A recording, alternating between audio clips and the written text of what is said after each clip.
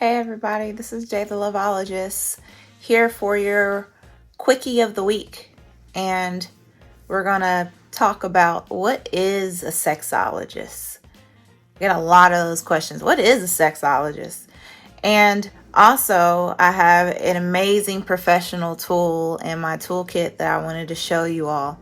Maybe you all would want to invest in this for yourself or someone that you may know, but it is so helpful and I'll show you how I use it. So, what is a sexologist? This is such a big question because what isn't a sexologist? To be honest, if you are contributing to the field of sexology, which is the study of sexuality and intimacy and relationships and the intersections within, that means you are part of the sexologist community. That means that encompasses sex counselors, sex therapists, sex educators, that encompasses sex workers, that encompasses tantrikas, and also sex doulas. It also is our BDSM community members that have expert knowledges in rope play and electro play. And it could also be pastors and religious life community members that also get steeped in this work as well too, to be able to serve their clients. So it's beyond just talking about also just the fucking aspects that people tend to always go towards. It is also talking about body education. It's also talking about pleasure mapping and understanding communication and the role of communication. You know, a lot of people are shocked to know that as a sexologist, I work a lot with youth groups. I work a lot with individuals that want to know their bodies, and also with parents who want to teach their kids about body and sex education in a very age-appropriate way. So that's a part of my work, but also can't negate that also part of my work is helping other people to navigate their pleasure and their passion, to be able to know that within themselves and with other people as well too.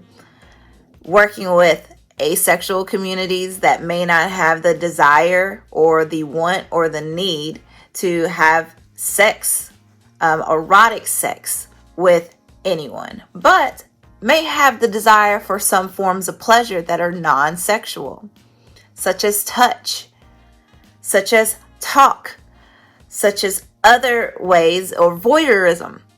Those are other ways that our asexual community and also our gray A and demi community may also enjoy some intimacy. And being able to navigate those things are part of my role as well too.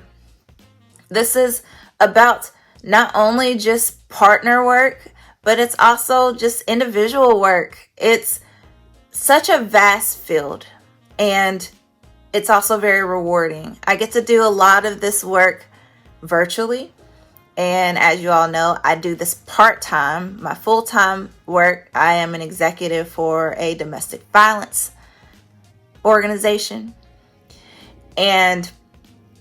but part-time I do this work, and I mostly do it virtual because it's accessible, but also this work comes with sometimes risk. There are amazing, and I'll say 98% of my clients I have never had any type of issues with. I have never felt unsafe, and they are really clear on boundaries.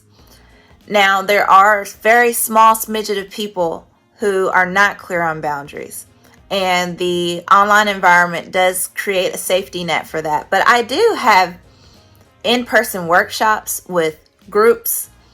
I work also, like I mentioned, with youth organizations that may want to have some body education or age-appropriate sex education as well too.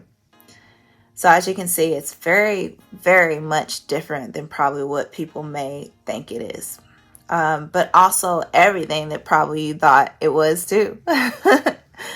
I have this amazing thing in my toolkit that I wanted to teach you all about. And there's this amazing educator amazing seamstress named Dory Lane. And she created almost 30 years ago what we call a vulva puppet. She has this company called the Wondrous Vulva Puppet. And you can access them on all of this information. I'll put this also in the comment section. But yeah, you can get this, and I'll show you what it is. And this is just a snapshot. All of these custom vulvas. And it's used for education. She also includes in her package diagram description of different parts of the vulva, because we often call the full thing vagina, and that is not correct. So it shows the parts as well too. So I utilize this, and other sexologists utilize this as a form of education. Part of my practice is I do passion, pleasure, and purpose planning. And that means also to do body education. So this is my vulva puppet. And as you can tell, it's anatomically correct.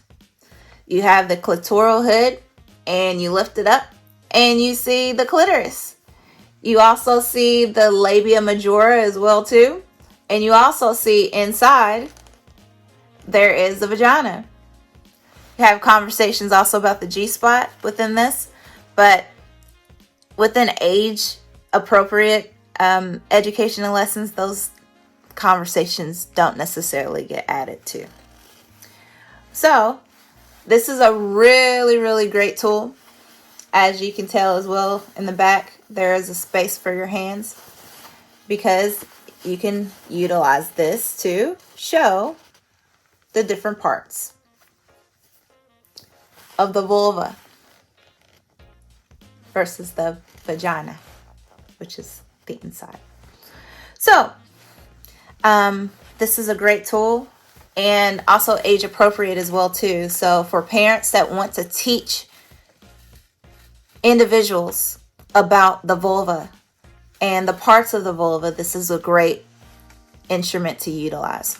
I also utilize this in practice to talk about not only just passion and pleasure mapping and different places of your body, and particularly the vulva, that may evoke some pleasure or may be a pleasure center. But I also talk about how we can restructure a narrative around the vulva. There's a lot of shame when it comes to the vulva. A lot of people have their own preconceived notions of what it should look like. So I do a lot of body education and body positivity conversations and great mirror work, to be honest, about the vulva. We're often taught by society the vulva should look a certain way. There's Facebook posts and Instagram posts that mock looks of vulvas.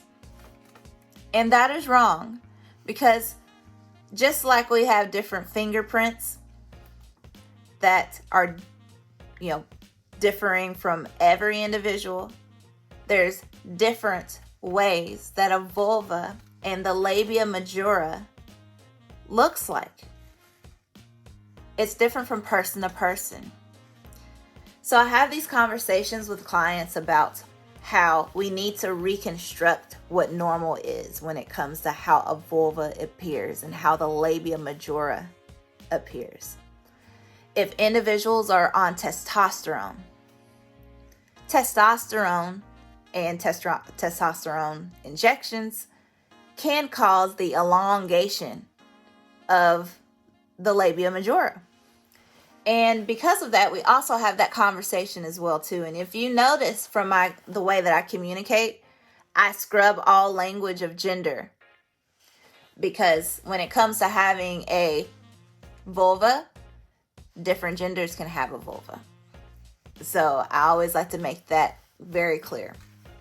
So if you want any more information on the wondrous vulva puppet, go to the link provided, but also go to vulvapuppet.com.